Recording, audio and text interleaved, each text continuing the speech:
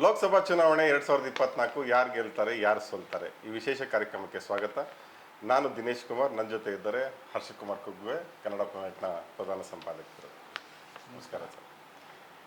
ಇವತ್ತು ನಾವು ಉಡುಪಿ ಚಿಕ್ಕಮಗಳೂರು ಲೋಕಸಭಾ ಕ್ಷೇತ್ರ ಮತ್ತು ದಕ್ಷಿಣ ಕನ್ನಡ ಲೋಕಸಭಾ ಕ್ಷೇತ್ರ ಈ ಎರಡು ಕ್ಷೇತ್ರಗಳಲ್ಲಿ ಯಾರು ಗೆಲ್ತಾರೆ ಯಾರು ಸೋಲ್ತಾರೆ ಅನ್ನುವಂಥ ಒಂದು ಸಣ್ಣ ಸಮೀಕ್ಷೆಯನ್ನು ನಿಮ್ಮ ಮುಂದೆ ಇಡ್ತಾ ಇದ್ದೇವೆ. ಮೊದಲನೇದಾಗಿ ಉಡುಪಿ ಚಿಕ್ಕಮಗಳೂರು ಲೋಕಸಭಾ ಕ್ಷೇತ್ರವನ್ನು ತೆಗೆದುಕೊಳ್ಳೋಣ ಸರ್.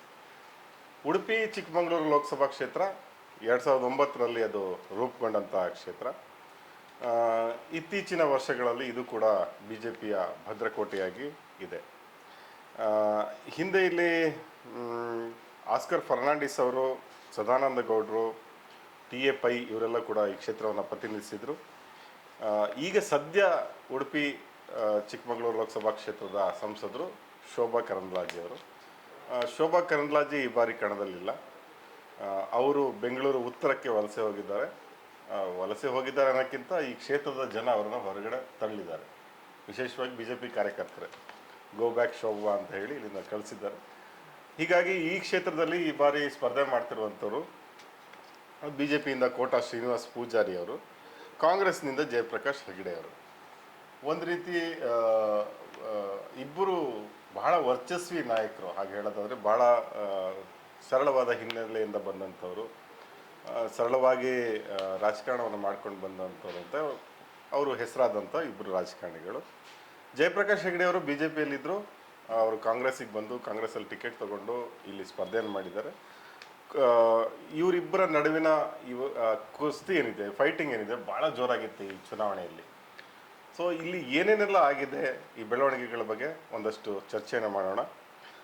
ಮೊದಲನೇದಾಗಿ ಇಲ್ಲಿನ ಕ್ಷೇತ್ರದ ಮತದಾರರ ಸಂಖ್ಯೆ ಬಗ್ಗೆ ನಾವು ಯೋಚನೆ ಮಾಡೋಣ. ಇಲ್ಲಿ ಮಹಿಳೆಯರು ಸುಮಾರು 8,11,981 ಮತದಾರರಿದ್ದಾರೆ. ಪುರುಷರು 7,64,246 ಮತದಾರರು. ಇಲ್ಲಿ ಮಹಿಳೆಯರ ಸಂಖ್ಯೆನೇ ಜಾಸ್ತಿ.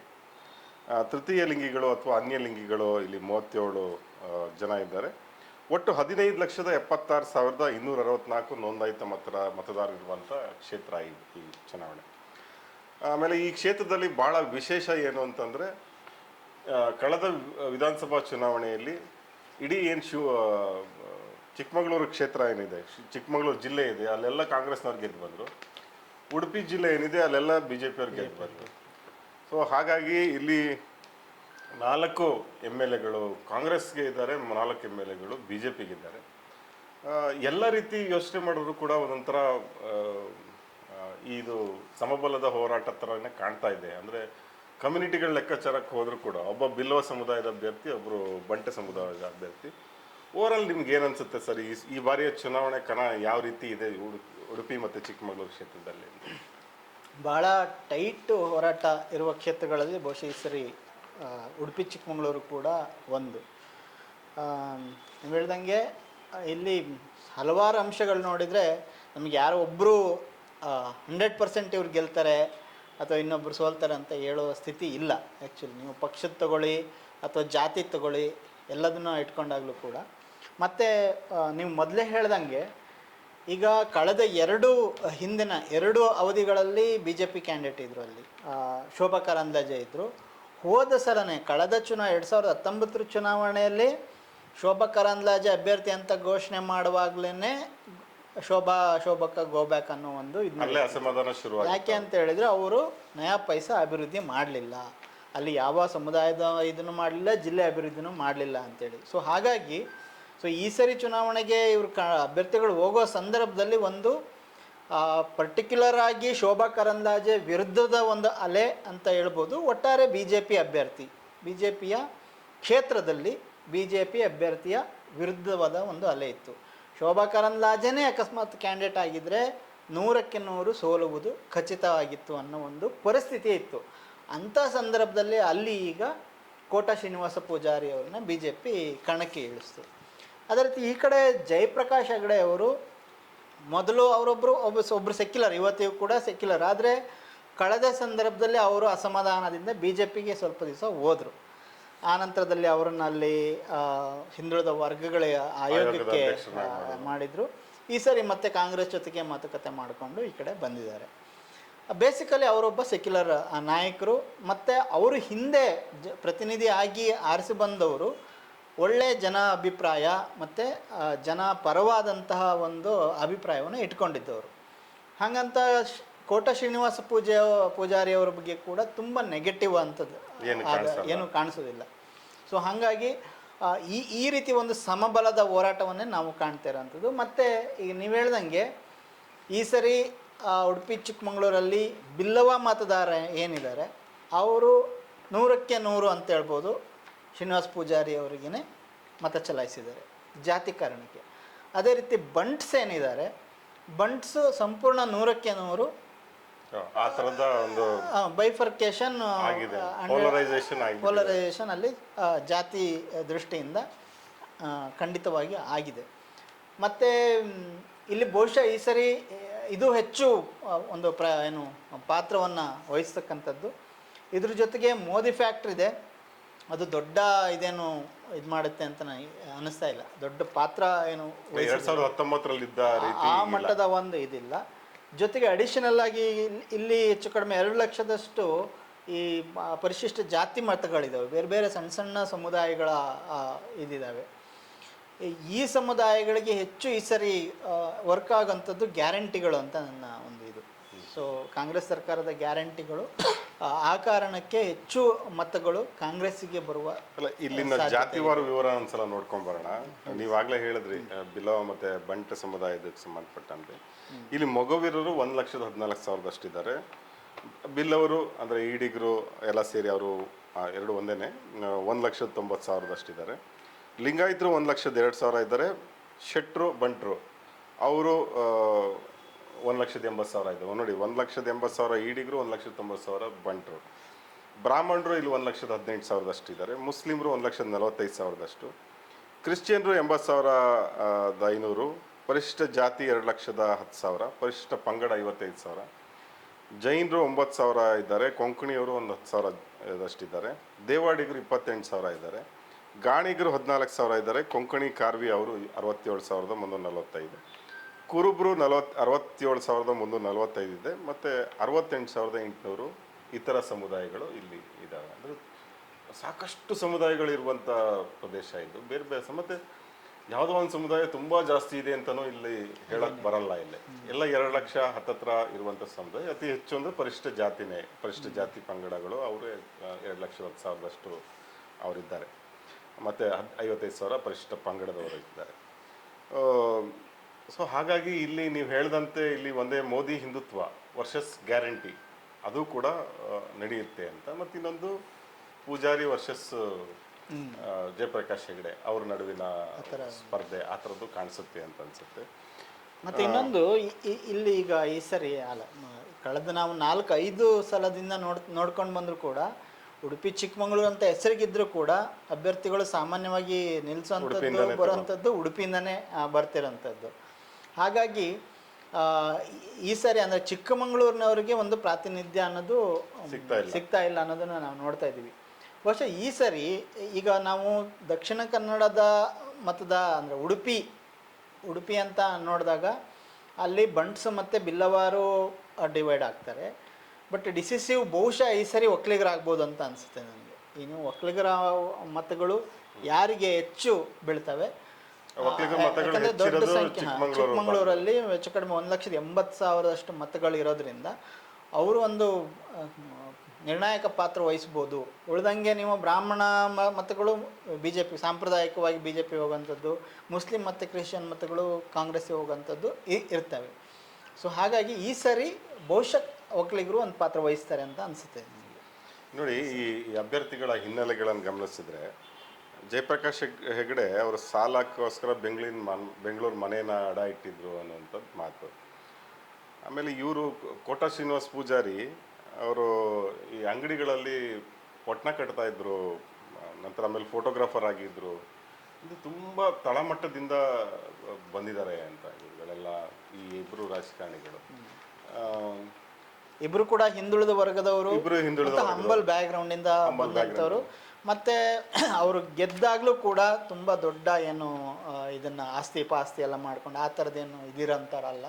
ಅನ್ನೋದೊಂದಿದೆ. ಹಾಗಾಗಿ ಸರಳ ವ್ಯಕ್ತಿತ್ವದವರು ಅನ್ನೋ ಒಂದು ಅಭಿಪ್ರಾಯ ಕೂಡ ಕೂಡ ಅಲ್ಲಿ ಕಾಣಿಸುತ್ತೆ.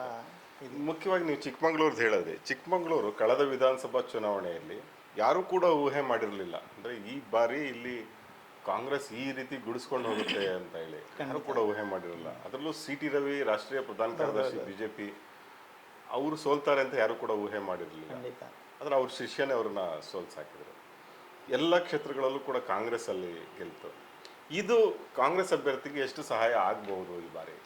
ಈಗ ಲಾಸ್ಟ್ ಆ್ಯಕ್ಚುಲಿ ಈ ಸರಿ ಸಿ ಟಿ ಹಿಂದೆ ಅಸೆಂಬ್ಲಿ ಚುನಾವಣೆಯಲ್ಲಿ ಸಿ ಟಿ ರವಿ ಸೋತಿದ್ರಿಂದ ಈ ಸರಿ MP ಏನು ಸೀಟ್ನ ಆಕಾಂಕ್ಷಿ ಆಗಿದ್ರು ಸಿ ಟಿ ರವಿ. ಅವರಿಗೆ ಸೀಟ್ ಸಿಕ್ಕಿಲ್ಲ. ಅವ್ರನ್ನ ಒಂದು ರೀತಿ BJP ಈ ಸರಿ ಪೂರ್ತಿ ನೆಗ್ಲೆಕ್ಟ್ ಮಾಡಿದ್ದು, ಮೂಲೆ ಗುಂಪು ಮಾಡಿದ್ದ ಒಂದು ಅಸಮಾಧಾನ ಕೂಡ ಇಲ್ಲಿ ಕೆಲಸ ಮಾಡ್ಬೋದು ಅನ್ನೋ ಒಂದು ಇದಿದೆ. ಹಾಗಾಗಿ ಬಹುಶಃ ಚಿಕ್ಕಮಗಳೂರಲ್ಲಿ BJP ಸಾಂಪ್ರದಾಯಿಕ ಮತದಾರರು ಅಲ್ಲಿ, ಅಂದರೆ ಅಲ್ಲಿ ಬಿಲ್ಲವ ಹೊರತಾದಂತಹ ಮತದಾರರು ಬಹುಶಃ ಈ ಸರಿ ಅಂದರೆ BJP ಪರವಾಗಿ ನಿಲ್ಲದೇ ಇರುವಂಥ ಸಾಧ್ಯತೆಗಳೇ ಜಾಸ್ತಿ ಇದೆ ಅಂತ ಕಾಣುತ್ತೆ ಈ ಸರಿ. ನಾವು ಅವಾಗಲೇ ಮಾತಾಡ್ತಿದ್ವಿ ಶೋಭಾ ಕರಂದ್ಲಾಜೆ ಫ್ಯಾಕ್ಟರ್ ಅಂತ. ಅಲ್ಲಿ 2 ಬಾರಿ ಅಲ್ಲಿ MP ಆಗಿದ್ದವರು ಅಲ್ಲಿ ಚುನಾವಣಾ ಪ್ರಚಾರಕ್ಕೆ ಸಮೇತ ಅವ್ರು ಹೋಗಲಿಲ್ಲ, ಅವರು ಅಥವಾ ಅವ್ರು ಕರೀಲಿಲ್ಲ ಅನ್ಸುತ್ತೆ. ಅವ್ರಿಗೆ ಹೋಗಿದ್ರೆ ನೆಗೆಟಿವ್ ಆಗ್ತಿತ್ತೆ ಅನ್ನೋದು ಬಹುಶಃ ಅದು ಆ ಕಾರಣಕ್ಕೆ ಹೋಗಿಲ್ಲ. ಒಂದು ಜನರಲ್ ಆದ ಪ್ರಶ್ನೆ ನಾನು ಕೇಳೋದು, ಒಬ್ಬ ಅವರು ಮಿನಿಸ್ಟ್ರು ಕೂಡ ಆಗಿದ್ರು, ಈಗ ಕೂಡ ಮಿನಿಸ್ಟ್ರಿ, ಅವರು ಸೆಂಟ್ರಲ್ ಮಿನಿಸ್ಟ್ರು.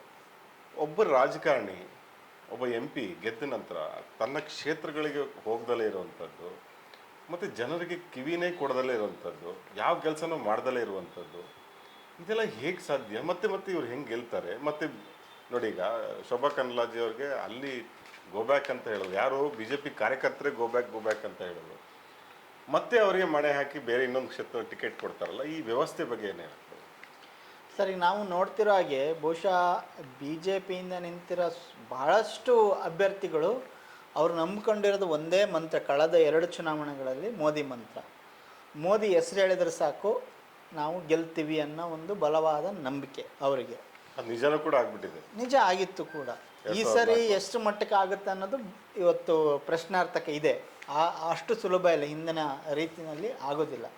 ಹಾಗಾಗಿ ಅವರು ಹೆಂಗಿದ್ರು ಮೋದಿ ಒಂದು ಅಲೆ ಇದೆ ದೇಶದಲ್ಲಿ, ಈ ಸರಿನೂ ಇದೆ, ಮುಂದಿನ ಸರಿನೂ ಇದೆ, ಆ ನಂತರನೂ ಇದೆ. ಮತ್ತು ಈ ಸರಿ ರಾಮ ಮಂದಿರ ಕಟ್ಟಿದ್ದು ಕೂಡ ನಮಗೆ ಅಯೋಧ್ಯೆಯಲ್ಲಿ ರಾಮ ಮಂದಿರ ನಾವು ಕಟ್ಟಿಸಿದ್ದೀವಿ, ಅದಕ್ಕೋಸ್ಕರ ನಮಗೆಲ್ಲ ಹಿಂದೂಗಳು ನಮ್ಗೆ ಓಟ್ ಹಾಕ್ತಾರೆ ಅನ್ನೋ ಒಂದು ಹುಂಬತನ ಏನಿದೆ BJP ಅಭ್ಯರ್ಥಿಗಳಲ್ಲಿ, ಅದು ಅವರನ್ನು ಯಾವುದೇ ರೀತಿ ಕೆಲಸವನ್ನೇ ಮಾಡದೇ ಇರೋ ರೀತಿಯಲ್ಲಿ, ಅಂದರೆ ನಾವು ಕೆಲಸ ಮಾಡದೇ ಇದ್ರೂ ಪರವಾಗಿಲ್ಲ, ನಾವು ಬರೀ ಈಗ ಶೋಭಾ ಕರಂದ್ಲಾಜೆ ಅವ್ರು ನಾವು ನೋಡ್ತೀವಲ್ಲ, ಏನಾದರೂ ಎಲ್ಲರೂ ಹೆಣ ಬಿತ್ತಾ ರೆಡಿ ಇರ್ತಾರೆ. ಹೋಗ್ಬಿಟ್ಟು ಆ ಹೆಣ ರಾಜಕಾರಣ ಬಿಟ್ಟರೆ ಅವರು ಜನಪರ ರಾಜಕಾರಣ ಮಾಡಿರೋದಾಗಲಿ ಅಥವಾ ಜನರಿಗೆ ಬೇಕಾದಂತಹ ಅಭಿವೃದ್ಧಿ ರಾಜಕಾರಣ ಮಾಡಿರೋದಾಗಲಿ ಎಲ್ಲೂ ಕೂಡ ನಮಗೆ ಕಾಣಿಸೋದಿಲ್ಲ. ಹಾಗಾಗಿ ಆ ಒಂದು ಹುಂಬತನ ಅಂತ ಅನಿಸುತ್ತೆ, ಅದು ಬೇರೆ ಏನೂ ಅಲ್ಲ. ಜನ ಗೆಲ್ಲಿಸ್ತಾರೆ ನಮ್ಮನ್ನು ಏನೇ ಇದ್ರು ಅಂತೇಳಿ. ಮತ್ತು ಅವರು ಆಸ್ತಿನೂ ಕೂಡ ಹಲವಾರು ಪುಟ್ಟ ಜಾಸ್ತಿ ಆಗಿದೆ. ಅವರು ಮೊದಲು ಎಲೆಕ್ಷನ್ ನಿಂತಾಗಲೂ ಒಬ್ಬ ಸಾಮಾನ್ಯ AVP ಕಾರ್ಯಕರ್ತೆ ಆಗಿದ್ದ ಶೋಭಾ ಕರಂದ್ಲಾಜೆ ಅವರು ಅಂದ್ಕೊಂಡಿರ್ಬೋದು, ಅಂದರೆ ನಮ್ಗೆ ಜಾತಿ ಕೈ ಹಿಡಿಯುತ್ತೆ ಅಥವಾ ನಮಗೆ ಮೋದಿ ಅಲೆ ಇದು ಈ ರೀತಿಯ ಒಂದು ಮನಸ್ಥಿತಿ ಒಳಗಡೆ ಬಂದು ನಿಂತದ್ದು. ಬಟ್ ಈ ಸರಿ BJP ಅವರಿಗೆ ಅಥವಾ ಹೈಕಮಾಂಡಿಗೆ ಅವರಿಗೆ ಒಂದು ಸೂಚನೆ ಹೋಯಿತು, ಅದು ಈ ಸರಿ ಆಗಲ್ಲ, ಈ ಸರಿ ಪೂರ್ತಿಯಾಗಿ ಶೋಭಾ ಕರಂದ್ಲಾಜೆ ವಿರುದ್ಧವಾಗಿದೆ ಅಲೆ ಅಂಥೇಳಿ. ಅನಿವಾರ್ಯವಾಗಿ ಅವರು ಬಹುಶಃ ಅಲ್ಲಿ ಅಭ್ಯರ್ಥಿಯನ್ನು ಚೇಂಜ್ ಮಾಡುವಂಥ ಪರಿಸ್ಥಿತಿ. 2014-19 ಚುನಾವಣೆಗಳನ್ನು ಗಮನಿಸಿದಾಗ ನಾವು ನೀವು ಹೇಳಿದಂತೆ ಇಲ್ಲಿ ಹಿಂದುತ್ವ ಮತ್ತು ಮೋದಿ 2 ಫ್ಯಾಕ್ಟರ್ಗಳ ತುಂಬ ಕೆಲಸ ಮಾಡಿದ್ರು. ಈ ಬಾರಿ ಚುನಾವಣೆಯಲ್ಲಿ ನಾನು ಚಿಕ್ಕಮಗಳೂರು ಕ್ಷೇತ್ರದ, ಉಡುಪಿ ಲೋಕಸಭಾ ಕ್ಷೇತ್ರದ ಸೇರಿದಂತೆ ನಾನು ಇಡೀ ಕರ್ನಾಟಕದ ಎಲ್ಲ ಚುನಾವಣೆ ಎಲ್ಲ ಕಡೆ ಕೂಡ ಅಭಿವೃದ್ಧಿಯ ವಿಷಯ ಮುನ್ನೆಲೆಗೆ ಬಂತು. ಬಹಳಷ್ಟು ಕಡೆಯಲ್ಲಿ ಗ್ಯಾರಂಟಿಗಳ ವಿಷಯ ಬಂತು, ಜನಸಾಮಾನ್ಯರು ಬವಣೆಗಳ ವಿಷಯ ಬಂತು. ಆಮೇಲೆ ಸಾಮಾನ್ಯ ಜನ ಮಾತಾಡೋಕ್ಕೆ ಶುರು ಮಾಡಿದರು. ನಾವು ಚಿಕ್ಕಮಗಳೂರು ಉಡುಪಿ ಕ್ಷೇತ್ರಗಳಲ್ಲಿ ಕೂಡ ನಾವು ಸಮೀಕ್ಷೆ ಮಾಡೋದ ಸಂದರ್ಭದಲ್ಲಿ ಜನ ಲೋಕಸಭಾ ಚುನಾವಣೆಯನ್ನು ಆ ರೀತಿ ಕನೆಕ್ಟ್ ಮಾಡ್ಕೊಂಡಿದ್ದನ್ನು ನೋಡಿರಲಿಲ್ಲ ನಾವು. ಅಂದರೆ ಇದು ರಾಷ್ಟ್ರ ಮಟ್ಟದ ಚುನಾವಣೆ, ಯಾರೊಬ್ಬರು ಗೆಲ್ತಾರೆ ಅನ್ನೋ ಥರಕ್ಕಿತ್ತು. ಆದರೆ ಈ ಬಾರಿ ಲೋಕಲೈಸ್ ಆಯ್ತಾ ಎಲೆಕ್ಷನ್ನು ಅಂತ ಆ ಒಂದು ಲಕ್ಷಣಗಳು ಖಂಡಿತವಾಗಿಯೂ ಕೂಡ ಕಾಣ್ತಾ ಇದ್ದಾವೆ, ಬಹಳಾಗಿನೇ ಗೋಚರಿಸ್ತಾ ಇದ್ದಾವೆ. ಬಹುಶಃ ಇದಕ್ಕೆ ಕಾರಣ ಅಂತೇಳಿದರೆ, ಹಿಂದೆ 2014 ಮತ್ತು 2019ರಲ್ಲಿ ಜನರಿಗಿದ್ದಂಥ ನಿರೀಕ್ಷೆಗಳಿದ್ವಲ್ಲ, ಅಂದರೆ ಮೋದಿ ಸರ್ಕಾರ ಬರುತ್ತೆ, ದೊಡ್ಡ ಬದಲಾವಣೆ ಬರುತ್ತೆ ಈ ದೇಶದಲ್ಲಿ ಅಂಥೇಳಿ ಅದರಿಂದ ಆಗಿರುವಂಥ ಭ್ರಮ ನಿರಸನ ದೊಡ್ಡ ಕಾರಣ. ಮತ್ತು ಇದರ ಬಗ್ಗೆ ಮೀಡಿಯಾಗಳು ಹೆಚ್ಚು ಚರ್ಚೆ ಮಾಡಲಿಲ್ಲ. ಅಂದರೆ ಪ್ರತಿ ಸಾರಿ ಸಾಮಾನ್ಯವಾಗಿ ಆ್ಯಂಟಿ ಇನ್ಕಂಬೆನ್ಸಿ ಬಗ್ಗೆ, ಆಡಳಿತ ವಿರೋಧಿ ಅಲೆಯ ಬಗ್ಗೆ ಚರ್ಚೆ ಮಾಡ್ತಾಯಿದ್ರು. ಇದೆಯಾ ಕಾಂಗ್ರೆಸ್ ಇದ್ದಾಗ ಅದ್ರ ಬಗ್ಗೆ ಚರ್ಚೆ ಆಗುತ್ತೆ, ಬಟ್ ಮೋದಿ ಇದ್ದಾಗ ಆ ರೀತಿಯ ಒಂದು ಚರ್ಚೆನ ಯಾವ ಮೀಡಿಯಾದವರು ನಾವು ನಡೆಸಿದ್ದು ನೋಡಿಲ್ಲ. ಆದರೆ ಈ ಸಲ 100ಕ್ಕೆ 100 ಇಡೀ ದೇಶದಲ್ಲಿ ಆಡಳಿತ ವಿರೋಧಿ ಅಲೆ ಇದ್ದಿದ್ದನ್ನು ಖಂಡಿತ ಇತ್ತು ಅಂತ ನಾವು ಹೇಳಬೇಕಾಗುತ್ತೆ. ಯಾಕಂದರೆ ಸಾಮಾನ್ಯ ಜನ ಕೂಡ ಮಾತಾಡ್ತಾಯಿದ್ರು. ಈಗ ಅವ್ರು ಹೇಳ್ಬೋದು, ನಮಗೆ ಮೋದಿ 15 ಲಕ್ಷ ಕೊಡ್ತೀವಿ ಅಂದಿದ್ರು, ಕೊಟ್ಟಿಲ್ಲ. 2 ಕೋಟಿ ಉದ್ಯೋಗ ಕೊಡ್ತೀವಿ ಅಂದಿದ್ರು, ಕೊಟ್ಟಿಲ್ಲ. ಈ ರೀತಿಯ ಒಂದು ಏನು ಆಡು ಮಾತಿನ ಥರ ಈ ಥರ ನೀವು ಯಾವುದೇ ಊರಿಗೆ ಹೋಗ್ರಿ, ನಾವು ಮೀಡಿಯಾದವ್ರು ಹೋಗಿ ಮೀಡಿಯಾ ಹಿಡ್ಕೊಂಡ್ರೆ ಇದನ್ನೇ ಸಾಮಾನ್ಯ ಜನ, ನಾನು ಹೇಳ್ತಿರೋದು ಪಕ್ಷದ ಕಾರ್ಯಕರ್ತರಲ್ಲ. ಎಲ್ಲಿ ತಂದರು ಮೋದಿ ಮೋದಿ ಮೋದಿ ಹೇಳಿದ್ರಲ್ಲ, ಎಲ್ಲಿ ತಂದರು? ಮೋದಿ ಅಲ್ಲೇ ಇದೆಯೋ ಇಲ್ವೋ ಅನ್ನೋದಕ್ಕಿಂತ ಹೆಚ್ಚಾಗಿ ಈ ಬಾರಿ ಮೋದಿ ವಿರೋಧಿ ಅಲೆ, ಆಡಳಿತ ವಿರೋಧಿ ಅಲೆ, ಕೇಂದ್ರದ ಬಿಜೆಪಿ ವಿರೋಧಿ ಅಲೆ ಅನ್ನೋದು ತುಂಬ ಸ್ಪಷ್ಟವಾಗಿ ನಮಗೆ ಸಾಮಾನ್ಯ ಜನರ ಮಾತುಗಳಲ್ಲಿ ಗೊತ್ತಾಗ್ತಾ ಇದ್ದದ್ದು. ಅದನ್ನು ಮೀಡಿಯಾಗಳು ರಿಫ್ಲೆಕ್ಟ್ ಮಾಡೋದ್ರಲ್ಲಿ ಸಂಪೂರ್ಣ ವಿಫಲ ಆಗಿದೆ ಅನ್ನೋದು ನಮ್ಮ ಅಭಿಪ್ರಾಯ. ಯಾಕಂದರೆ ನೀವು ಹಳ್ಳಿ ಸಾಮಾನ್ಯ ಜನಕ್ಕೆ ಹೋಗಿದರೆ ಅದು ಗೊತ್ತಾಗ್ತಾ ಇತ್ತು. ಯಾವ್ಯಾವ ಮೀಡಿಯಾಗಳು ಹೋಗಿದ್ದಾರೆ ಅಲ್ಲಿ ಭಾಳ ಸ್ಪಷ್ಟವಾಗಿ. ನೀವು ಹಿಂದಿನ ಚುನಾವಣೆಯಲ್ಲಿ ಮೋದಿ ಇದೆಲ್ಲ ಇದ್ದಾಗ ಮೀಡಿಯಾಗಳು ಸುಮ್ಮನೆ ಮೈಕ್ ಹಿಡಿದ್ರೆ ಮೋದಿ ಭಜನೆ ಮಾಡೋರು ಒಂದಷ್ಟು ಜನ ಸಿಗ್ತಾ ಇತ್ತು. ಈ ಸರಿ ಅದು ಎಲ್ಲೂ ಕೂಡ ನಮಗೆ ಕಾಣಿಸ್ಲಿಲ್ಲ. ಹಂಗಾಗಿ BJP ಪರವಾಗಿದ್ದ ಮೀಡಿಯಾಗಳು ಎಲ್ಲೂ ಕೂಡ ಫೀಲ್ಡ್ಗಳಿಗೆ ಹೋಗಿಲ್ಲ. ನಾವು ಗಮನಿಸಿದ್ರೆ ಅದು ಎಲ್ಲೂ ಹೋಗಲಿಲ್ಲ. ಹೋದ್ರೆ ಅಲ್ಲಿ ಬೈಯರಿದ್ರು, ಕೇಳಿದ ತಕ್ಷಣ ಅವರಿಗೆ ಏನು ಮಾಡಿದ್ದಾರೆ ಮೋದಿ ಅಂತೇಳಿ. ಇದು ಒಂದು ದೊಡ್ಡ ಇದು. ಹಾಗೆಯೇ ಇಲ್ಲಿ ರಾಜ್ಯದಲ್ಲಿ ನೋಡಿದಾಗ ಗ್ಯಾರಂಟಿಗಳ ಪರವಾದಂಥ ಒಂದು ಅಲೆ, ಅದರಲ್ಲೂ ಹೆಣ್ಣುಮಕ್ಳು ಅಂತ ಎಲ್ಲಿ ಹೋದರೂ ಕೂಡ ಅವ್ರು ನಮಗೆ 2,000 ರೂಪಾಯಿ ಬರುತ್ತೆ, 2,000 ರೂಪಾಯಿಂದ ಅದು ಮಾಡಿಸ್ಕೊಂಡು ಇದು ಮಾಡ್ಕೊಂಡ್ವಿ, ಆ ಥರದ ಕಥೆಗಳು ಪ್ರತಿ ಹಳ್ಳಿಲಿ ಸಿಗ್ತಾ ಇರೋವಂಥದ್ದು. ಸೊ ಈ ನಮ್ಮ ಅಂದರೆ ಈ ಚಿಕ್ಕಮಗಳೂರು, ಉಡುಪಿ ಕ್ಷೇತ್ರಗಳಲ್ಲೂ ಕೂಡ ಈ ಗ್ಯಾರಂಟಿ ಯಾವ ರೀತಿ ವರ್ಕ್ ಮಾಡ್ಬೋದು ಅಂತ. ಯಾಕಂದರೆ ನಮ್ಮ ಚಿಕ್ಕಮಗಳೂರಿನಲ್ಲಿ ಸಾಧಾರಣವಾಗಿ ಮಹಿಳೆಯರು ಕೃಷಿ ಕೂಲಿ ಮಾಡುವಂಥ ಮಹಿಳೆಯರು ಜಾಸ್ತಿ ಇರ್ತಾರೆ. ಅದೇ ರೀತಿ ಉಡುಪಿ ಜಿಲ್ಲೆಗೆ ಹೋದರೆ ಅಲ್ಲಿ ಮೀನುಗಾರಿಕೆ ಮಾಡೋರು, ಅದಕ್ಕೆ ಸಂಬಂಧಪಟ್ಟಂಥ ಉದ್ಯೋಗಗಳಲ್ಲಿ ಹೆಣ್ಮಕ್ಳು ಜಾಸ್ತಿ ತೊಡಕೊಂಡಂಥದ್ದು ಇದ್ದಾರೆ. ಸೊ ಇಲ್ಲಿ ಏನು ಗೃಹಲಕ್ಷ್ಮಿ 2,000 ರೂಪಾಯಿ ಪ್ರತಿ ತಿಂಗಳು ಏನು ಕೊಡ್ತಾರೆ, ಅದು ಭಾಳಷ್ಟು ಹೆಲ್ಪ್ ಆಗಿದೆ ಈ ಭಾಗದ ಹೆಣ್ಮಕ್ಳಿಗೆ ಅಂತ. ಆ ಹೆಣ್ಮಕ್ಳದು ಮೂಡು ಗೊತ್ತಾಗೋದಿಲ್ಲ, ಅಂದರೆ ಅದು ಹೊರಗಿನ ಜನಕ್ಕೆ ಗೊತ್ತಾಗಲ್ಲ. ಯಾಕೆಂದರೆ ಸಾಧಾರಣವಾಗಿ ಮೀಡಿಯಾಗಳು ಅಥವಾ ನಾವೇನು ಒಂದು ಮೂಡ್ ಅಂತ ನಾವು ಗ್ರಹಿಸ್ತೀವೋ ಅದೆಲ್ಲ ಏನೋ ಯಾವುದೋ ಕಟ್ಟೆ ಮೇಲೆ ಕೂತ್ಕೊಂಡಂಥ ಗಂಡಸರು ಮಾತಾಡೋ ಮಾತುಗಳನ್ನು ನಾವು ಹೇಳ್ತೀವಿ. ನಾವು ಹೆಣ್ಮಕ್ಳು ಯಾರಿಗೆ ವೋಟ್ ಮಾಡಿದಾರೆ ಅನ್ನೋದು ಗೊತ್ತಾಗಲ್ಲ. ಸೊ ಅದು ಈ ಬಾರಿ ಈ ಕ್ಷೇತ್ರದಲ್ಲೂ ಕೂಡ ಏನಾದರೂ ಬದಲಾವಣೆ ತರ್ಬೋದಾ ಅಂತ. ಖಂಡಿತ ತರುವ ಎಲ್ಲ ಸಾಧ್ಯತೆಗಳು ಕೂಡ ಇದೆ ಅಂತ ಅನಿಸುತ್ತೆ.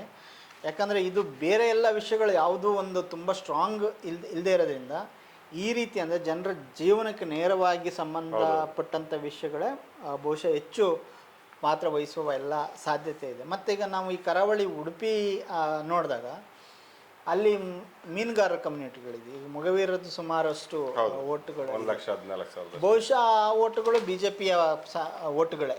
ಯಾಕಂದರೆ ಒಟ್ಟಾರೆ ಕರಾವಳಿಲಿ ನೋಡಿದಾಗ ಮೀನುಗಾರ ಸಮುದಾಯ BJP ಜೊತೆಗೆ ಇದೆ ಹಿಂದಿನೂ ಕೂಡ. ಮತ್ತು ಎಲ್ಲಿ ಉಡುಪಿಯಲ್ಲಿ ಈಗ ಅಲ್ಲಿ ಸ್ಥಳೀಯ MLA ಕೂಡ ಯಾರವರು ಯಶ್ಪಾಲ್ ಸುವರ್ಣ ಅವರು ಅಲ್ಲಿ MLA ಇದ್ದಾರೆ. ಸೊ ಅವರು ಅದೇ ಸಮುದಾಯದಿಂದ ಬಂದಿರೋದ್ರಿಂದ ಬಹುಶಃ ಮೀನುಗಾರ ಸಮುದಾಯ ಅಲ್ಲಿ BJPಗೆ ಒಟ್ಟು ಕೊಟ್ಟಿರೋ ಚಾನ್ಸು ಹೆಚ್ಚಿದೆ. ಒಟ್ಟಾರೆಯಾಗಿ ಉಡುಪಿ ಚಿಕ್ಕಮಗಳೂರು ಒಂಥರ ಎಲ್ಲ ಬ್ಯಾಲೆನ್ಸ್ಡ್ ಆಗಿ ಕಾಣುತ್ತೆ. 4 ಜನ BJP MLA, 4 ಜನ ಕಾಂಗ್ರೆಸ್ MLA, ಇಬ್ಬರು ಕೂಡ ಹಿಂದುಳಿದ ಸಮುದಾಯದಿಂದ ಬಂದವರು. ಒಬ್ಬರು ಬಂಟ ಸಮುದಾಯದವರು, ಬಿಲ್ಲವ ಸಮುದಾಯದವರು. ಇಬ್ಬರಿಗೂ ಕೂಡ ಒಂದು ಇಮೇಜ್ ಕೂಡ ಇದೆ ಕ್ಷೇತ್ರದಲ್ಲಿ, ಅದನ್ನು ನಾವು ಅಲ್ಲಗಳೆಯೋಕ್ಕಾಗಲ್ಲ. ಆಮೇಲೆ ಇಬ್ಬರಿಗೂ ಕೂಡ ಒಂದು ಕಡೆ ಅವ್ರಿಗೆ ಮೋದಿ ಹಿಂದುತ್ವದ ಬ್ಯಾಕಪ್ BJP ಅವ್ರಿಗಿದೆ, ಇವರಿಗೆ ಗ್ಯಾರಂಟಿ ಮತ್ತು ಸಿದ್ದರಾಮಯ್ಯ ಅವರ ಯೋಜನೆಗಳ ಬ್ಯಾಕಪ್ ಇವ್ರಿಗೂ ಇದೆ. ಒಟ್ಟಾರೆಯಾಗಿ ಏನು ಹೇಳಕ್ಕೆ ಬಯಸ್ತೀರಾ ಸರ್, ಇಲ್ಲೇನಾಗ್ಬೋದು? ಒಟ್ಟಾರೆಯಾಗಿ ಸರ್ ನಾವು ಹಾಗೆ ಜನರಲಿ ಒಂದು 50-50 ಇದೆ ಅಂತ ಹೇಳ್ಬೋದಾದರೂ ಕೂಡ ಸ್ವಲ್ಪ ಗ್ಯಾರಂಟಿಗಳು ಪ್ಲಸ್ ಒಕ್ಕಲಿಗರ ಮತಗಳು ಇವೆರಡನ್ನ ನಾವು ಕನ್ಸಿಡರ್ ಮಾಡೋದಾದರೆ ಜಯಪ್ರಕಾಶ್ ಹೆಗಡೆಗೆ ಹೆಚ್ಚು ಸ್ವಲ್ಪ ಒಂದು ಸಾಧ್ಯತೆ ಜಾಸ್ತಿ ಇದೆ ಅಂತ ನಾವು ಅಂದ್ಕೋಬೋದು. ಈ ಕಡೆ ನೋಡಿದರೆ ಬಿಲ್ಲವ ಮತ್ತು ಮೊಗವೀರ ಓಟ್ಗಳು ಈ BJP ಪರವಾಗಿದೆ. ಸೊ ಹಾಗಾಗಿ ಇದೇ ಫೈನಲ್ ಆಗಿ ಒಂದು ಡಿಸೈಡ್ ಮಾಡೋಂಥದ್ದು ಅಂತ ಓಕೆ.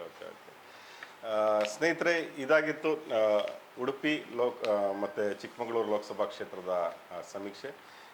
ಈಗ ನಾವು ಮುಂದಿನ ಲೋಕಸಭಾ ಕ್ಷೇತ್ರವನ್ನು ತಗೊಳ್ಳೋಣ. ಅದಕ್ಕೆ ಅಂಟಿಕೊಂಡಂತೆ ಇರುವಂಥ, ಉಡುಪಿಗೆ ಅಂಟಿಕೊಂಡಂತೆ ಇರುವಂಥ ದಕ್ಷಿಣ ಕನ್ನಡ ಲೋಕಸಭಾ ಕ್ಷೇತ್ರದ ಬಗ್ಗೆ ಮಾಡೋಣ. ಇಲ್ಲೂ ಕೂಡ ಅಂಥ ವ್ಯತ್ಯಾಸ ಏನಿಲ್ಲ, ಎರಡೂ ಕೂಡ ಒಂದೇ ರೀತಿಯಾದ ಬೆಲ್ಟ್ನಲ್ಲಿ ಬರೋದು. ಹಿಂದೆ ಉಡುಪಿ ಜಿಲ್ಲೆ ಕೂಡ ದಕ್ಷಿಣ ಕನ್ನಡ ಜಿಲ್ಲೆ ಒಳಗಡೆ ಇತ್ತು, ಅದು ಬೇರೆ ಆಯಿತು. ಈಗ ದಕ್ಷಿಣ ಕನ್ನಡ ಲೋಕಸಭಾ ಕ್ಷೇತ್ರ, ಇಲ್ಲಿ ಒಟ್ಟು 8 ಕ್ಷೇತ್ರ, ಇಲ್ಲೂ ಕೂಡ 8 ಕ್ಷೇತ್ರಗಳು ಬರ್ತವೆ. ಮಂಗಳೂರು, ಪುತ್ತೂರು, ಮಂಗಳೂರು ನಗರ, ಮಂಗಳೂರು ನಗರ ದಕ್ಷಿಣ, ಮಂಗಳೂರು ನಗರ ಉತ್ತರ, ಮತ್ತು ಮೂಡುಬಿದ್ರೆ, ಬಂಟ್ವಾಳ, ಪುತ್ತೂರು, ಸುಳ್ಯ, ಬೆಳ್ತಂಗಡಿ, ಈ ಕ್ಷೇತ್ರಗಳು ಇಲ್ಲಿ ಬರ್ತವೆ. ಒಟ್ಟು 8 ಕ್ಷೇತ್ರಗಳು. ಒಟ್ಟು ಮತದಾರರ ಸಂಖ್ಯೆ ಇಲ್ಲಿ 17,96,000 ಇದ್ದಾರೆ. ಪುರುಷ ಮತದಾರರು 8,77,438 ಇದ್ದಾರೆ. ಮಹಿಳಾ ಮತದಾರರು 9,19,321. ಇಲ್ಲೂ ಕೂಡ ಮಹಿಳೆಯರ ಸಂಖ್ಯೆನೇ ಜಾಸ್ತಿ ಇದೆ. ಅನ್ಯಲಿಂಗಿ ಮತದಾರರು 67 ಜನ ಇಲ್ಲಿ ಇದ್ದಾರೆ. ಹರ್ಷ, ಇಲ್ಲಿ ಒಂಥರ ಇದು ಹಿಂದುತ್ವ ಪ್ರಯೋಗಶಾಲೆ. ನಮಗೆಲ್ಲ ಗೊತ್ತಿರೋ ಹಾಗೆ ಕರ್ನಾಟಕದಲ್ಲಿ ಹಿಂದುತ್ವದ ಪ್ರಯೋಗಗಳು ಅತಿ ಹೆಚ್ಚು ಇಲ್ಲಿ ನಡೆದಿರುವಂಥದ್ದು ದಕ್ಷಿಣ ಕನ್ನಡದಲ್ಲಿ. ಹಾಗಾಗಿ ಸಹಜವಾಗಿ ಇಲ್ಲಿ BJP ತನ್ನ ಭದ್ರವಾದ ನೆಲೆಯನ್ನು ಮಾಡ್ಕೊಳ್ತಾ ಬಂದಿದೆ.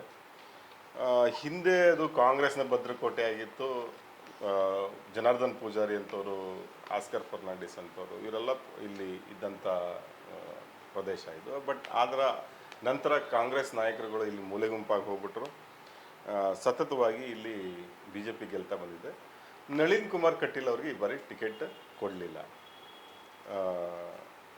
ಏನು ಕಾರಣ ಇದ್ದಿರ್ಬೋದು ಸರ್? ನಳಿನ್ ಕುಮಾರ್, ಅಲ್ಲಿಂದನೇ ಶುರು ಮಾಡ್ಕೊಳ್ಳೋಣ ನಾವು. ನಳಿನ್ ಕುಮಾರ್ ಕಟೀಲ್ ಅವ್ರಿಗೆ ಟಿಕೆಟ್ BJP ಅವರು ಯಾಕೆ ಕೊಡಲಿಲ್ಲ ಅಂತ? ಬಹುಶಃ ನಳಿನ್ ಕುಮಾರ್ ಕರ್ನಾಟಕದ ರಾಜಕಾರಣಿಗಳಲ್ಲಿ ತುಂಬ ಟ್ರೋಲಿಗೊಳಗಾದಂತಹ ಯಾರು ರಾಜಕಾರಣಿ, ಅತಿ ಹೆಚ್ಚು ಟ್ರೋಲ್ಗೊಳಗಾದಂಥ ರಾಜಕಾರಣಿ ಯಾರಿದ್ರೆ ಅದು ಬಹುಶಃ ನಳಿನ್ ಕುಮಾರ್ ಕಟೀಲ್. ಶೋಭಾ ಕರಂದ್ಲಾಜೆ ಅವರ ಜೊತೆಗೆ ಇವರು ಅಷ್ಟೇ. ಅಭಿವೃದ್ಧಿ ಅಂತ ಬಂದಾಗ ಏನನ್ನು ತೋರಿಸುವಂತಹ ಒಂದು ಅಭಿವೃದ್ಧಿನ ಮಾಡದೇ ಇರೋಂಥದ್ದು, ಅಥವಾ ಅವರು ಘೋಷಣೆ ಮಾಡಿದಂಥ, ಈಗ ಅಲ್ಲಿ ಪಂಪ್ವೆಲ್ ಬ್ರಿಡ್ಜ್ ತುಂಬ ಟ್ರೋಲ್ಗಾದಂಥದ್ದು, ಅದು ವರ್ಷಗಟ್ಟಲೆ ಎಳೆದಂಥದ್ದು, ಮತ್ತು ದೊಡ್ಡ ದೊಡ್ಡ ಭರವಸೆಗಳನ್ನು ಕೊಟ್ಟು ಏನು ಮಾಡದೇ ಇರೋಂಥದ್ದು. ಹಾಗಾಗಿ ಎಲ್ಲ ಒಂದು ಕಡೆ ಇವರು ಕೈಲಾಗದವರು ಅನ್ನೋದು. ಮತ್ತು ಲಾಸ್ಟು ಹಿಂದಿನ ಚುನಾವಣೆಯಲ್ಲಿ ಇವರೇ ಅಸೆಂಬ್ಲಿ ಎಲೆಕ್ಷನ್ ನಡೆದಾಗ ನಳಿನ್ ಕುಮಾರ್ ಕಟೀಲ್ ಅವರೇ BJP ಅಧ್ಯಕ್ಷರಾಗಿದ್ದವರು. ಸೊ BJPಯ ಸೋಲು ಏನಿತ್ತು ಅದಕ್ಕೆ ಅವರ ಹೊಣೆ ಕೂಡ ಇತ್ತು ಅನ್ನೋದಾಗುತ್ತೆ. ಹಾಗಾಗಿ ಒಬ್ಬ ದುರ್ಬಲ ರಾಜಕಾರಣಿ ಅನ್ನೋದು ಜನರ ಮನಸ್ಸಲ್ಲಿ ಎಸ್ಟಾಬ್ಲಿಷ್ ಆಗಿದೆ, ಅಥವಾ BJP ಒಳಗಡೆ ಆ ಥರದ ಒಂದು ಎಸ್ಟಾಬ್ಲಿಷ್ ಆಗಿದ್ದ ಕಾರಣ ಬಹುಶಃ ಅದು ಇವತ್ತು ಅವರು ಬೆಲೆ ತೆರಬೇಕಾಯ್ತು ಅಂತ ಕಾಣುತ್ತೆ. ಹಂಗೆ ನೋಡಿದರೆ ಜನಬಳಕೆ ಅಂತ ಬಂದ ಅವ್ರಿಗೆ ಅವಕಾಶ ಇತ್ತಲ್ವಾ ಅಂತ. ಅದು BJP ರಾಜ್ಯ ಘಟಕದ ಅಧ್ಯಕ್ಷರು ಕೂಡ ಆಗಿದ್ರು, ಸತತವಾಗಿ ಗೆದ್ಕೊಂಡು ಬಂದಿದ್ರು. ಅಂದರೆ ನೀವು ಜನಗಳ ಜೊತೆ ಹೋಗಿ ಕೆಲಸ ಮಾಡೋದಕ್ಕೆ ಯಾಕೆ ಅವ್ರಿಗೆ ಆಗಲಿಲ್ಲ, ಸಾಧ್ಯ ಆಗಲಿಲ್ಲ ಅಂತ? ಅಲ್ಲ, ಈಗ ಒಂದು ಅವ್ರ ಜನಬಳಕೆ ಅಂತ ನೋಡಿದರೆ ನಳಿನ್ ಕುಮಾರ್ ಕಟೀಲ್ ಈಗ ಇದ್ದಂಥ ಚೌಟ ಇದ್ದಾರಲ್ಲ BJP ಕ್ಯಾಂಡಿಡೇಟು, ಅವ್ರಿಗಿಂತಲೂ ಹೆಚ್ಚು ಜನಬಳಕೆ ಮತ್ತು ಜನಸ್ನೇಹಿ ಇದು ನಳಿನ್ ಕುಮಾರ್ ಕಟೀಲ್ಗೆ ಇರೋದು. ಹಂಗೆ ನೋಡಿದರೆ ಅಲ್ಲಿ ಭಾಳ ಜನಕ್ಕೆ ಗೊತ್ತಿಲ್ಲ, ಮುಸ್ಲಿಮರ ಜೊತೆಗೆ ಅತ್ಯಂತ ಚೆನ್ನಾಗಿರುವ ರಾಜಕಾರಣಿ ಅಂತ ಹೇಳಿದ್ರೆ ನಳಿನ್ ಕುಮಾರ್ ಕಟೀಲ್ ಅವರು. ಸೊ ಮತ್ತು ಅವರಿಗೆ ಆದಂಥ ಸಾಂಪ್ರದಾಯಿಕ ಮತಗಳು ಕೂಡ ಮುಸ್ಲಿಮರಿಂದ ಇದ್ವು. ಅವ್ರು BJP ಅಧ್ಯಕ್ಷರಾದಾಗ ಮುಸ್ಲಿಂ ಸಮುದಾಯದ ಉದ್ಯಮಿಗಳೆಲ್ಲ ಸೇರಿ ಅವರಿಗೆ ಒಂದು ಸನ್ಮಾನ ಸಭೆ ಕೂಡ ಖಂಡಿತ. ಅಂದರೆ ಆ ರೀತಿಯ ಒಂದು ಜನಸ್ನೇಹಿಯಾಗಿ ಅಥವಾ ಮುಸ್ಲಿಂ ಸ್ನೇಹಿಯಾಗಿ ಇರುವಂಥ ಇದಾಗಿದೆ. ಅವರು ಹೊರಗಡೆ ಬಂದಾಗ ಕಮ್ಯುನಲ್ ಪಾಲಿಟಿಕ್ಸ್ ಹೇಳ್ಬೋದು, ಮತ್ತೊಂದಿರ್ಬೋದು, ಇದು ಒಂದು. ಹಂಗೆ ನೋಡಿದ್ರೆ ಅವ್ರಿಗೆ ಅಡ್ವಾಂಟೇಜ್ ಇತ್ತು. ಬಟ್ ಪಕ್ಷದ ಒಳಗಡೆ ಅವರ ವರ್ಚಸ್ಸು ಅನ್ನೋದು ಸಂಪೂರ್ಣ ಕಡಿಮೆ ಆಗಿತ್ತು. ಅಥವಾ ಈ ಹೊರಗಡೆ ಬಂದಂಥ ಟ್ರೋಲ್ಗಳು, ಅವ್ರ ಬಗ್ಗೆ ಬಂದಂಥ ಒಂದು, ಅಂದರೆ ಇವರು ಪಕ್ಷವನ್ನು ಸಮರ್ಥವಾಗಿ ನಡೆಸಲಿಲ್ಲ ಅನ್ನೋಂಥ ಒಂದು ಅಣೆಪಟ್ಟಿ ಇದೆಯಲ್ಲ, ಅದು ಮುಖ್ಯವಾಗಿ ಕಾರಣ ಅಂತ ನನಗೆ ಅನ್ಸೋಂಥದ್ದು. ಅವರಿಗೆ ಟಿಕೆಟ್ ಕಳ್ಕೊಳ್ಳೋದಕ್ಕೆ. ಅದಾದಮೇಲೆ ಇವರು ಚೌಟಾ ಅವ್ರನ್ನ, ಕ್ಯಾಪ್ಟನ್ ಚೌಟಾ ಅವ್ರನ್ನ ತಂದು ಮತ್ತು ಇವ್ರಿಗೆ ಅದಕ್ಕೆ ಬಹುಶಃ ಒಬ್ಬ ಮಿಲಿಟ್ರಿ ಪರ್ಸನ್ನು, ಎಕ್ಸ್ ಮಿಲಿಟ್ರಿ ಪರ್ಸನ್ಗೆ ಕೊಟ್ಬಿಟ್ರೆ ದೇಶ ರಕ್ಷಣೆ ಮತ್ತೊಂದು ಅಂತ ಏನು BJPದು ಇದು ಹೋಗುತ್ತೆ, ಅಂದರೆ ಒಂದು ಭಾವನಾತ್ಮಕ ರಾಜಕಾರಣ ಇದೆ, ಅದಕ್ಕೆ ಪೂರಕವಾಗಿ ನಾವು ಕೆಲಸ ಮಾಡುತ್ತೆ. ಮತ್ತು ಅವರು ಬಹಳ ಅಗ್ರೆಸಿವ್ ಆಗಿ ಮಾತಾಡ್ತಾರೆ ಅನ್ನೋ ಕಾರಣಕ್ಕೆ ಅವರಿಗೆ ಕೊಟ್ಟಿರ್ಬೋದು. ಆದರೆ ಅದು ಈ ಸರಿ ಅಷ್ಟು ವರ್ಕ್ ಆಗಲಿಲ್ಲ ಅಂತ ಅನಿಸುತ್ತೆ. ಅಂದರೆ BJP ಆ ನಿರೀಕ್ಷೆ ಅಷ್ಟು ಇದಾಗಿಲ್ಲ. ಯಾಕೆ ಅಂತ ಹೇಳಿದರೆ ಚೌಟ ಅವರು ಸ್ವಂತಹ ಅವರ ಸಮುದಾಯವನ್ನೇ ಏನು ಸಮುದಾಯವನ್ನೇ ರೀಚ್ ಮಾಡೋಕ್ಕಾಗಲಿಲ್ಲ ಅಥವಾ ಪ್ರಭಾವಿಸೋಕ್ಕೂ ಕೂಡ ಆಗಲಿಲ್ಲ. ಮತ್ತು ಅವರು ಅಷ್ಟು ಜನಸ್ನೇಹಿ ಅಲ್ಲ ಅನ್ನೋ ಒಂದು ಮನಸ್ಥಿತಿ ಬಂತು. ಅದಕ್ಕೆ ಇನ್ನೊಂದು ಕಡೆಯಲ್ಲಿ ಅದೇ ನಾನು ಕೇಳಕ್ಕಿದ್ದೆ, ಕಾಂಗ್ರೆಸ್ನವರು ಈ ಬಾರಿ ಅಲ್ಲಿ ಅಭ್ಯರ್ಥಿನ ಹಾಕ್ಬೇಕಾದ್ರೆ ಬಹಳ ತಲೆ ಉಪಯೋಗಿಸಿ ಮಾಡಿದ್ರು ಅಂತ ಅನ್ಸುತ್ತೆ. ಬೇರೆ ಯಾರೇ ನಿಂತಿದ್ರು ಕೂಡ ಈ ಮಟ್ಟದ ಸ್ಪರ್ಧೆಯನ್ನು ಕೊಡಕ್ಕೆ ಸಾಧ್ಯ. ಖಂಡಿತ ಪದ್ಮರಾಜ್ ಅವರನ್ನ ಅಲ್ಲಿ ನಿಲ್ಲಿಸ್ತಾರೆ. ನಿಜ ಅಂದರೆ ನಮಗೆ ಈಗ ಮಂಗಳೂರು ದಕ್ಷಿಣ ಕನ್ನಡ ಅಂದಾಗ ಹಿಂದುತ್ವದ ಭದ್ರಕೋಟೆ ಅಂತ ಹೇಳ್ತೀವಿ. ಬಟ್ ಈ ಸರಿ ಚುನಾವಣೆಯಲ್ಲಿ ಹಿಂದುತ್ವದ ಮೇಲೆ ನಡೆದಿಲ್ಲ, ಕ್ಯಾಂಡಿಡೇಟ್ಗಳ ಮೇಲೆ ನಡೆದಿರೋಂಥದ್ದು. ಕ್ಯಾಂಡಿಡೇಟ್ಗಳು ಎಷ್ಟು ಇದಂತೇಳಿ ಆ ದೃಷ್ಟಿನಲ್ಲಿ ಪದ್ಮರಾಜ್ ಅವರಿಗೆ ಒಂದು ಒಂದು ಒಂದು ತೂಕ ಜಾಸ್ತಿ. ಅಂದರೆ ಕ್ಯಾಂಡಿಡೇಟ್ಗಳು ಅವರ ವ್ಯಕ್ತಿತ್ವ ಅಂತ ನೋಡಿದಾಗ ಅಥವಾ ಅವ್ರು ಯಾರು, ಯಾಕಂತ ಹೇಳಿದ್ರೆ ಈವನ್ ಬಿ ಜೆ ಪಿಯಲ್ಲಿರೋರು ಕೂಡ ಪದ್ಮರಾಜ ಬಗ್ಗೆ ಒಂದು ಸಾಫ್ಟ್ ಕಾರ್ನರ್, ಒಳ್ಳೆಯ ವಿದ್ಯಾರ್ಥಿ. ಮತ್ತು ಅವರು ಈ ಸರಿ ಚುನಾವಣೆಯನ್ನು ನಡೆಸಿದ ರೀತಿ ಇತ್ತಲ್ಲ, ಎಲ್ಲೋ ಏನು ತುಂಬ ದ್ವೇಷದ ಮಾತುಗಳನ್ನು ಆಡ್ದಾನೆ, ಬಹಳ ಪ್ರೀತಿಯಿಂದನೇ ಮಾತಾಡುವಂಥದ್ದು, ಎಲ್ಲರನ್ನು ವಿಶ್ವಾಸ ತಗೊಳ್ಳುವಂಥ ಒಂದು ಸಬ್ಕಾ ವಿಶ್ವಾಸ ಅಂತ ಮೋದಿ ಹೇಳ್ತಾರಲ್ಲ, ಆ್ಯಕ್ಚುಲಿ ಆ ರೀತಿಯಲ್ಲಿ ಎಲ್ಲರನ್ನು ವಿಶ್ವಾಸಕ್ಕೆ ತಗೊಳ್ಳೋಂಥ ಕೆಲಸನ ಪದ್ಮರಾಜ ಮಾಡಿದ್ದು ಒಂದು ಪ್ಲಸ್ ಆಗಿದೆ. ಅದ್ರ ಜೊತೆಗೆ ಬೇರೆ ಎಲ್ಲ ಇದಿದ್ದಾವೆ. ಸೊ ಹಾಗಾಗಿ ಅಲ್ಲಿ ಮೋದಿ ಮತ್ತು ಅಲ್ಲಿಗೂ ಕೂಡ ಮಂಗಳೂರಿಗೆ ಮೋದಿ ಬಂದಿದ್ದರು. ಮೋದಿ ಮತ್ತೆ ಆದರೆ ನಮ್ಮ ಮಂಗಳೂರಿಗೆ ಮೋದಿ ಬಂದಿದ್ರು. ನಿಮ್ಗೊಂದು ಪ್ರಶ್ನೆ ಕೇಳಬೇಕು. ಮೋದಿ ಸಾರ್ವಜನಿಕ ಸಭೆ ಮಾಡಲಿಲ್ಲ, ಭಾಳ ಗಮನಿಸಬೇಕಾಗಿದ್ದು. ರೋಡ್ ಶೋ ಮಾಡಿದ್ರು, ಜನ ಬರಲಿಲ್ಲ. ದಕ್ಷಿಣ ಕನ್ನಡದಲ್ಲಿ, ಅದರಲ್ಲೂ ಮಂಗಳೂರಿನಲ್ಲಿ ಮೋದಿ ರೋಡ್ ಶೋಗೆ ಜನ ಸೇರಲಿಲ್ಲ ಅಂದರೆ ಇದು ಏನು ಸೂಚಿಸುತ್ತೆ ಅಂತ? ಸರಿಗ ಮೋದಿ ಬಂದರೆ ಜನ ಸೇರ್ತಾರೆ, ಮೋದಿ ಬಂದು ಅಲ್ಲಿ ಹೋದ ತಕ್ಷಣ ಅವ್ರು ಸ್ಟಾರ್ ಪ್ರಚಾರಕರು ಗೆದ್ದು ಬಿಡ್ತಾರೆ ಅನ್ನೋ ಒಂದು ಮಿತ್ತೇನಿತ್ತಲ್ಲ, ಇದು ಕಳೆದ ಅಸೆಂಬ್ಲಿ ಚುನಾವಣೆಯಲ್ಲೇ ಒಡೆದೋಗಿದೆ. ಎಲ್ಲೆಲ್ಲಿ ಮೋದಿ ಕಾಲಿಟ್ಟಿದ್ರು ಹಿಂದೆ ಅಸೆಂಬ್ಲಿ ಚುನಾವಣೆಯಲ್ಲಿ, ಅಲ್ಲೆಲ್ಲ ಬಿ ಜೆ ಪಿ ಅಭ್ಯರ್ಥಿಗಳು ಸೋತಿರುವಂಥದ್ದು ಇದೆ. ಹಂಗಾಗಿ ಆ ಒಂದು ಪ್ರಭಾವಳಿ ಅನ್ನೋದು ಈ ಬಾರಿ ಕಾಣಲಿಲ್ಲ, ಈ ಸರಿ ಖಂಡಿತವಾಗಿ ಇರಲಿಲ್ಲ. ಆಮೇಲೆ ಇನ್ನೊಂದು ಭಾಳ ಮುಖ್ಯವಾದ ಅಂಶ ನಾನು ನಿಮ್ಗೆ ಕೇಳಬೇಕು. ಇಲ್ಲಿ ಈ ಬಾರಿಯ ಚುನಾವಣೆಯಲ್ಲಿ ಈ ಬಿಲ್ಲವ ಅಸ್ಮಿತೆ ಅನ್ನೋದು ಎದ್ದು ನಿಂತ್ಕೊಂಡಂಗೆ ಕಾಣಿಸ್ತು ಅಂತಂದ್ರೆ, ಪದ್ಮರಾಜ್ ಅವ್ರು ಕ್ಯಾಂಡಿಡೇಟ್ ಆಗಿದ್ದಾರೆ ಅನ್ನೋ ಕಾರಣಕ್ಕಾಗಿ ಅಂತಲ್ಲ, ಗಣರಾಜ್ಯೋತ್ಸವದ ಪೆರೇಡ್ನಲ್ಲಿ ನಾರಾಯಣ ಗುರುಗಳ ಏನೋ ಒಂದು ಸ್ತಬ್ಧಚಿತ್ರಕ್ಕೆ ತಿರಸ್ಕಾರ ಮಾಡಿದ್ದಾಗಿರ್ಬೋದು, ಆ ಥರದ್ದು ಒಂದು ಅಸಮಾಧಾನ ಒಳಗೆ ಇತ್ತು ಬಿಲ್ಲವ ಸಮುದಾಯದ ಒಳಗಡೆ. ತಮಗೆ ಅದ್ರ ಬಗ್ಗೆ ಬಹಳ ವಿವರ ಗೊತ್ತಿದೆ. ಏನದು ಖಂಡಿತ ಈಗ ನೋಡಿ ಉಟ್ಕೊಳ್ಳಿರೋಂಥ ಒಂದು ಸ್ವಾಭಿಮಾನ ಅದು ಎಲ್ಲಿಂದ ಬಂತು, ಯಾಕೆ ಬಂತು? ಸರ್, ಈಗ ಮೊನ್ನೆ ಬಿ ಜೆ ಪಿ ಬಂದಾಗ, ಅಂದರೆ ಮೋದಿ ಬಂದಾಗ ನಾರಾಯಣಗುರು ಅವರ ಪುತ್ಥಳಿಯನ್ನು ಅನಾವರಣ ಮಾಡೋದು ಇದೆಲ್ಲ ಒಂದು ಮಾಡಿದ್ರು. ಆವಾಗ ಇದನ್ನ ಮಾಡಿ ಏನು ಮಾಲಾರ್ಪಣೆ ಮಾಡಿ ಅಲ್ಲಿಂದ ಮೆರವಣಿಗೆ ಅಲ್ಲಿಂದ ಶುರು ಮಾಡಿದ್ದು. ಸೊ ಮೊನ್ನೆ ಮೋದಿ ಬಂದಾಗ ನಾರಾಯಣಗುರು ಅವರ ಪುತ್ಥಳಿಗೆ ಮಾಲಾರ್ಪಣೆ ಮಾಡಿ ಅಲ್ಲಿಂದ ಅವರ ರೋಡ್ ಶೋ ಆರಂಭ ಆಗಿದ್ದು ನಾವು ನೋಡ್ತೀವಿ. ಅಂದರೆ ಬಿಲ್ಲವರ ಮತಗಳನ್ನು ಸೆಳೆಯೋದಕ್ಕೆ ಇನ್ನೊಂದು ಮಾತು ಸೇರಿಸ್ಬಿಡ್ಬೇಕು.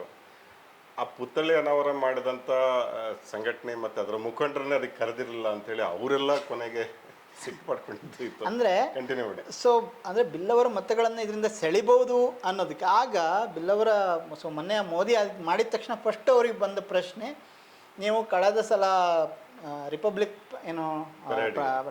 ಡೇ ಪರೇಡಲ್ಲಿ ಇಲ್ಲಿನ ಇಲ್ಲಿ ನಾರಾಯಣ ಗುರು ಅವರ ಪುತ್ಥಳಿನ ಇದು ಮಾಡಿದಾಗ ಅದನ್ನು ನಿರಾಕರಿಸಿದ್ರಿ, ಇವಾಗ ಇಲ್ಲಿ ನೀವು ಡ್ರಾಮಾ ಮಾಡ್ತಾ ಇದ್ದೀರಾ ಅನ್ನೋ ಒಂದು ಪ್ರಶ್ನೆ ಬಿ ಜೆ ಪಿಗೆ ಬಹಳ ಎದುರಾಯಿತು ಮತ್ತು ಮುಜುಗರ ಕೂಡ ಆಯಿತು.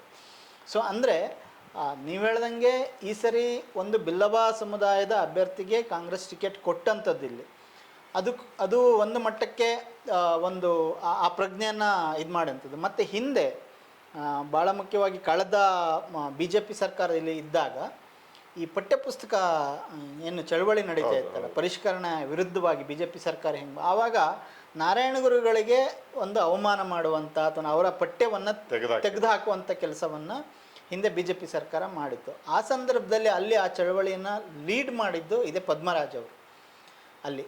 ಸೊ ನಾರಾಯಣ ಗುರುಗಳು ಮತ್ತು ಅವರು ಅಲ್ಲಿ ಗೋಕರ್ಣ ದೇವಸ್ಥಾನ ಇರಲಿಲ್ಲ ಅನ್ಸುತ್ತೆ ಅವಾಗ ಅವರು ಕಾಂಗ್ರೆಸ್ಸಲ್ಲಿ ಇದ್ದರು, ಅಂದರೆ ಕಾಂಗ್ರೆಸ್ಸಲ್ಲಿ ಸಕ್ರಿಯವಾಗಿರಲಿಲ್ಲ.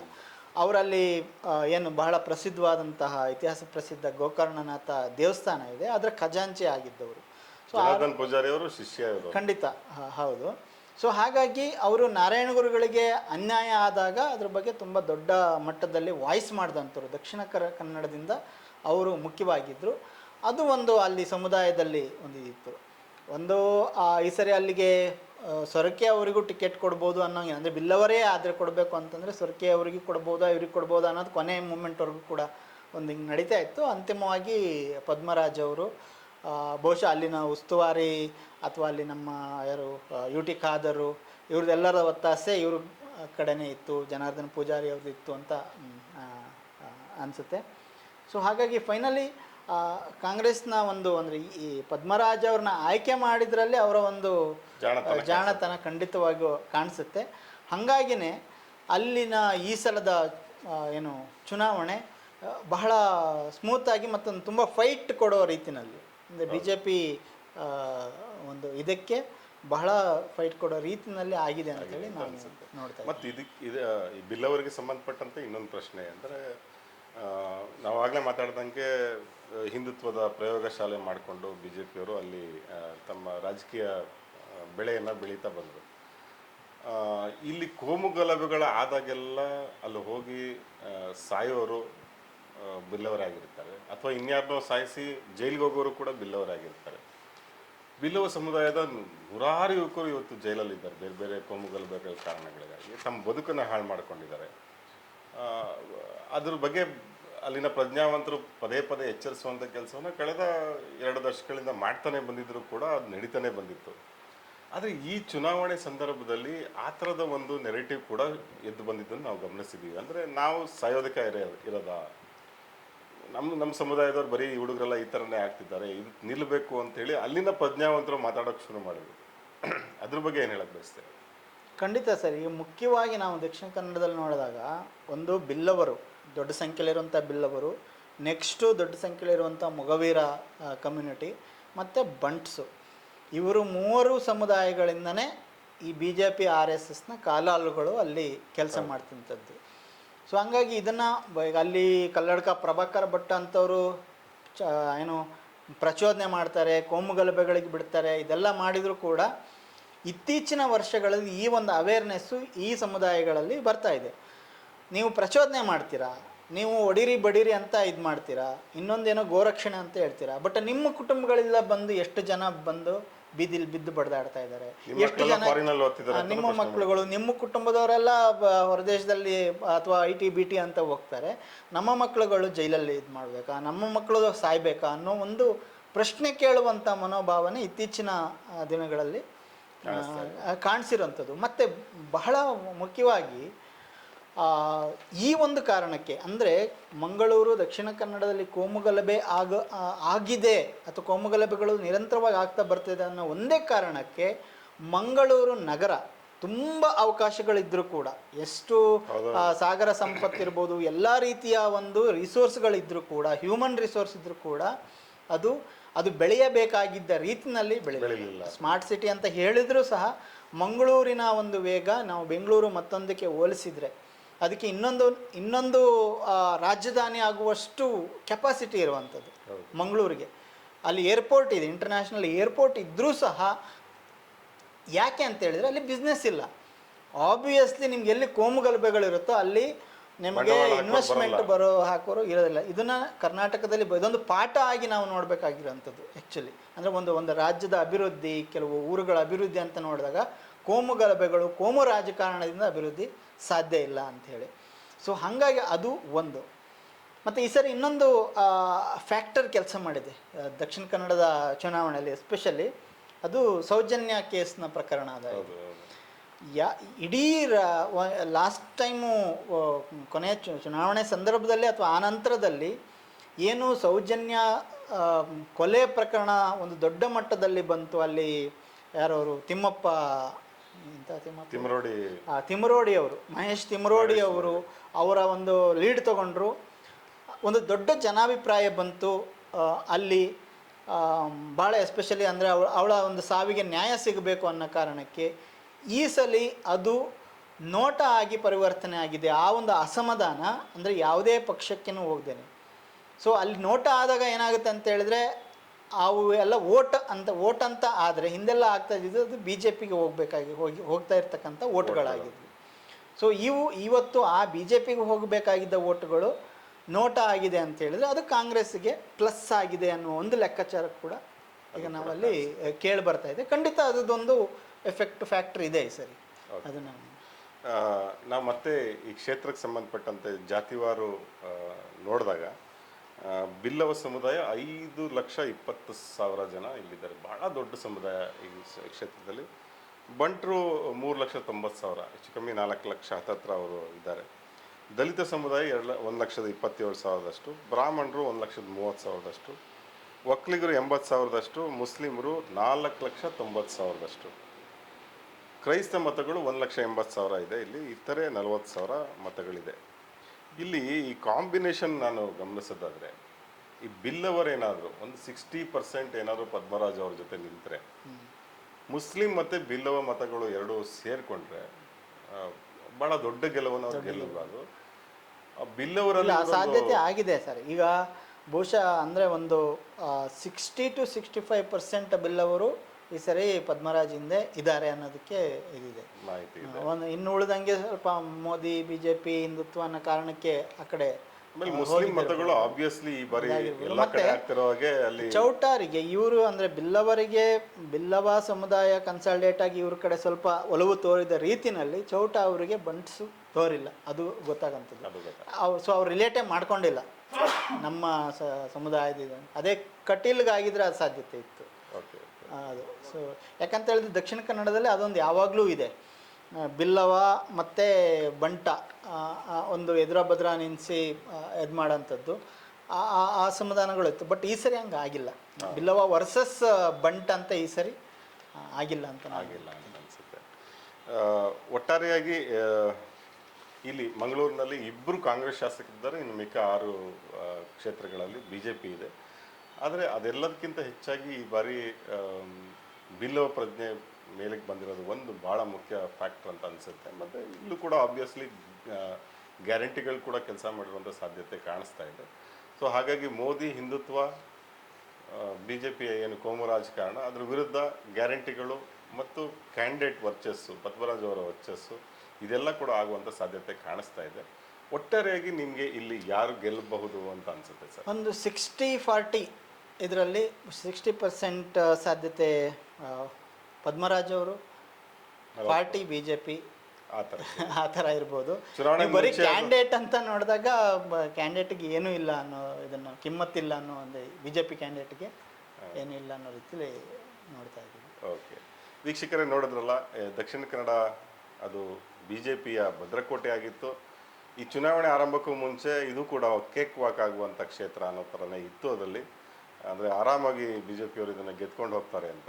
ಆದರೆ ಚುನಾವಣೆ ಶುರು ಆದಮೇಲೆ 50-50 ಏನೋ ಥರದ್ದು ಲೆಕ್ಕಾಚಾರಗಳು ಶುರುವಾಯಿತು. ಕೊನೆಯ ಹಂತದಲ್ಲಿ ಕಾಂಗ್ರೆಸ್ ಪಕ್ಷವೇ ಒಂದು ಹೆಜ್ಜೆ ಮುಂದಿರುವ ಹಾಗೆ ಕಾಣ್ತಾ ಇದೆ.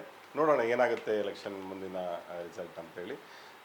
ಈಗ ಒಟ್ಟಾರೆಯಾಗಿ ನಾವು ಇವತ್ತು ಉಡುಪಿ, ಚಿಕ್ಕಮಗಳೂರು ಮತ್ತು ದಕ್ಷಿಣ ಕನ್ನಡ ಲೋಕಸಭಾ ಕ್ಷೇತ್ರದ ಸಮೀಕ್ಷೆಯನ್ನು ಮಾಡಿದ್ವಿ. ನಿಮ್ಮ ಅಭಿಪ್ರಾಯ ಏನು ಕಮೆಂಟ್ ಮಾಡಿ ತಿಳಿಸಿ. ನೋಡ್ತಾ ಇರಿ ಕನ್ನಡ ಪ್ಲಾನೆಟ್. ನಮಸ್ಕಾರ.